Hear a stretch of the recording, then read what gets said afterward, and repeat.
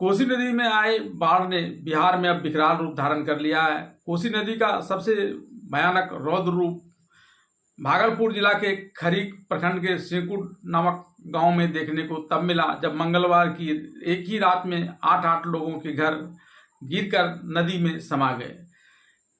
कोसी नदी की विकरालता अभी भी थमी नहीं है, इसका रौद्र रूप अभी भी जारी है और कब किसके घर को यह लील जाएगा कहना मुश्किल है। इसलिए कच्चे मकान ही नहीं, पक्के मकान भी गिरकर किसी भी समय बहा कर नदी की पेट में समा जाता है।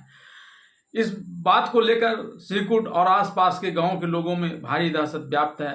लोग डर से अपने सामान को घरों में छोड़कर जान बचाने की खातिर कई परिवार वहां से दूर जाकर ऊंचे स्थानों में बस रहे हैं। कोसी नदी द्वारा तट कटाव थमने का नाम नहीं ले रहा है। लगातार लोगों के घर और ज़मीन नदी में समा रहे हैं।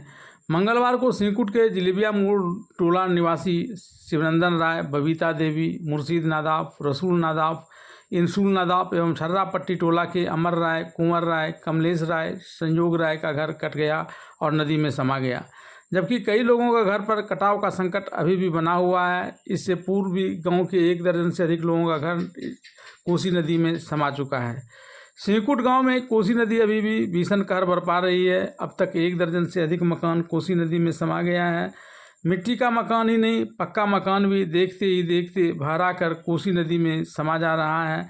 बीते 20 दिनों में यहाँ भीषण कटाव हो रहा है। कटाव की रफ्तार इतनी तेज़ है कि देखते ही देखते 1 सप्ताह में 8 लोगों का घर नदी में समा गया।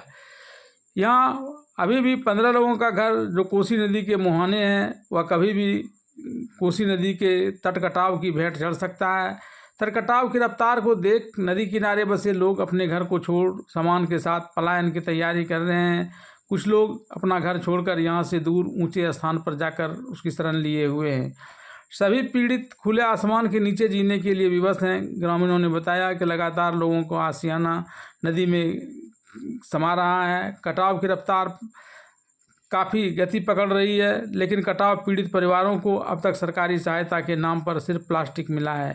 एक भी पीड़ित को अब तक किसी भी प्रकार की राहत सामग्री उपलब्ध नहीं कराई गई है, जिसके कारण लोगों में भारी आक्रोश है।